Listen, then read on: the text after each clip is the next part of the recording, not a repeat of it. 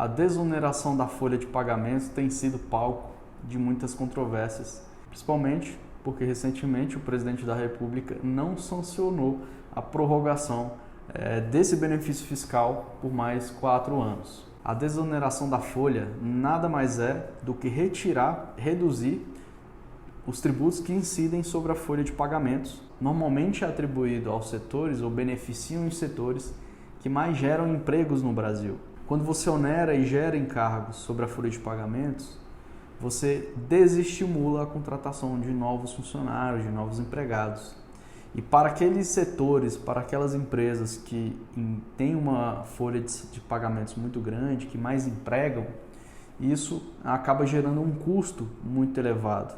No Brasil, nós temos uma contribuição previdenciária, que é conhecida como CPP, que ela incide sobre folha de pagamento e ela tem uma alíquota de 20%.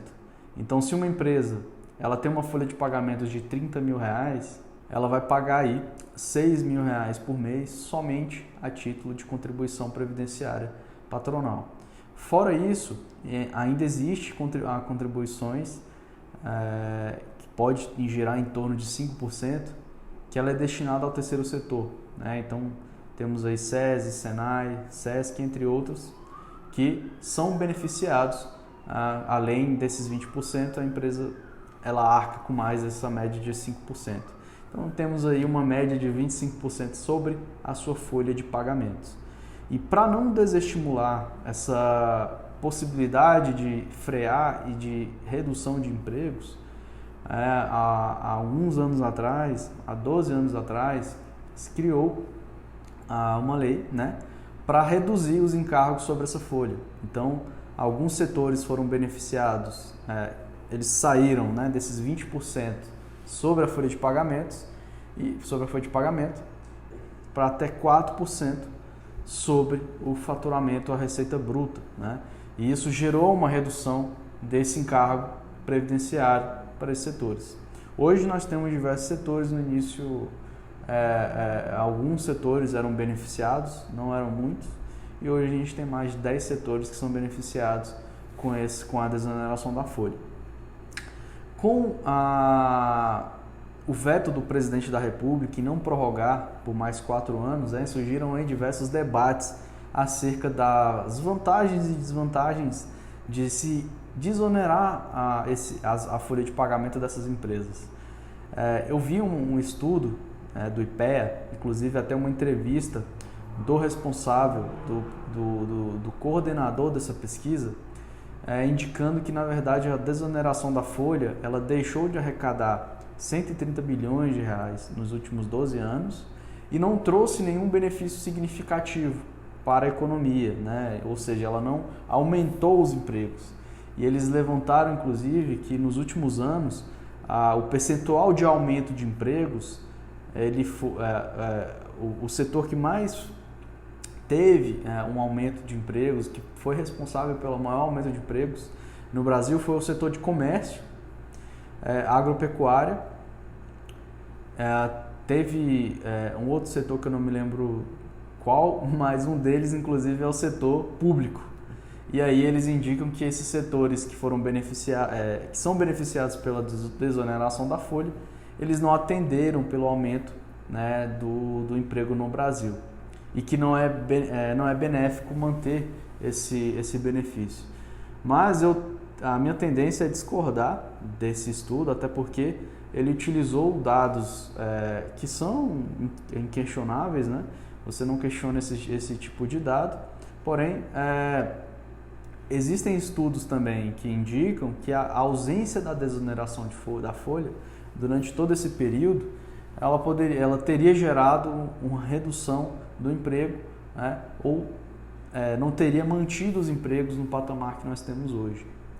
E outra coisa também que esse tipo de estudo deixa de observar é que o sistema econômico, né, não só no Brasil, mas em vários países, ele é uma cadeia.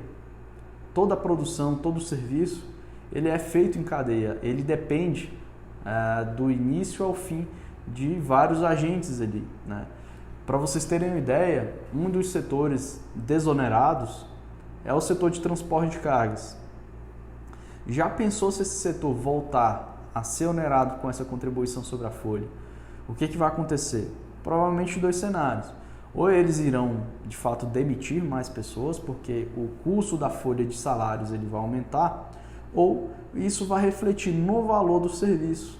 Então, o comércio, né, que o estudo disse que foi responsável pelo aumento da contratação no Brasil, no país, ele vai sofrer, consequentemente, a reação ou o efeito cascata que o aumento do serviço de transporte de cargas sofrer com a oneração ou com a falta da desoneração de folhas. O serviço de transportes aumentando, o produto vai aumentar. Se o produto aumentar nessa parte da cadeia produtiva, vai aumentar no comércio. Se aumentar no comércio, vai aumentar para o consumidor final. E no Brasil, né, nós temos uma situação de que se os produtos e os serviços, né, se o custo de vida ele aumenta e a renda ela não acompanha esse custo, o aumento desse custo, você tem uma redução de demanda. E se eu tenho uma redução de demanda que vai refletir no comércio, logicamente o comércio vai ter que cortar custos, né? Se o comércio cortar custos, ele vai demitir.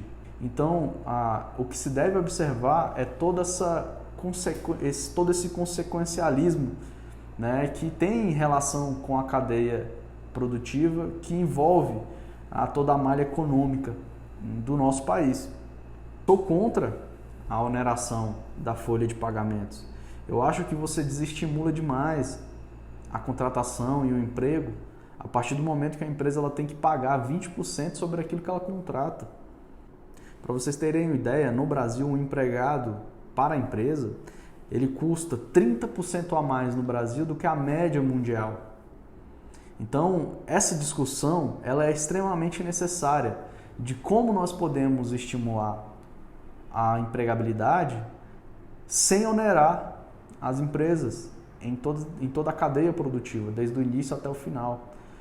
O que eu defendo seria realmente não desonerar somente alguns setores, mas eu entendo que todas as empresas, todos os setores não deveriam sofrer tributação sobre a folha de salários, né? De forma que você estimula a contratação, estimula a empregabilidade. No caso dessas empresas, no caso das empresas que já são beneficiadas, né, que seriam consideradas responsáveis por boa parte da mão de obra no Brasil, das contratações, algumas eu não concordo, né? Você vê que tem a parte de comunicações, eu acho que alguns setores estão ali, foram incluídos nesse período de forma indevida, mas eu acho que retirar essa desoneração de vários setores, como é o caso da construção civil, dos transportes e da indústria, retirar não seria a solução, mas encontrar uma outra forma de compensar essa retirada, não simplesmente retirar esse benefício fiscal. Se essas empresas estão há 12 anos usufruindo desse benefício e a partir do ano que vem elas não têm mais isso, é como se você criasse um tributo novo. Então tem a parte de segurança jurídica envolvida. Com certeza, se isso não cair no Congresso Nacional, provavelmente vai gerar uma enxurrada de ações judiciais discutindo esse retorno. Provavelmente o Congresso Nacional vai derrubar esse veto presidencial para manter a desoneração pelos próximos 4 anos. A reforma tributária, essa reforma que está sendo aprovada agora, ela resolve, né, um dos pontos positivos da reforma é que ela resolve esse problema.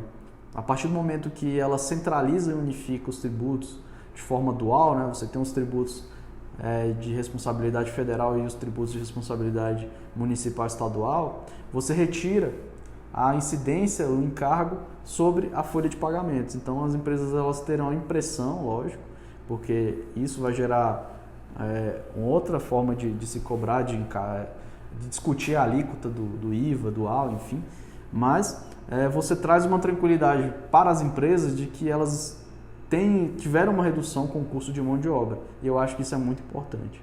Se você gostou, curta, compartilha, deixa um comentário e o sininho, porque assim a gente tem mais estímulo para gravar, para continuar gravando vídeos, né? E trazendo mais conteúdo e informação para você.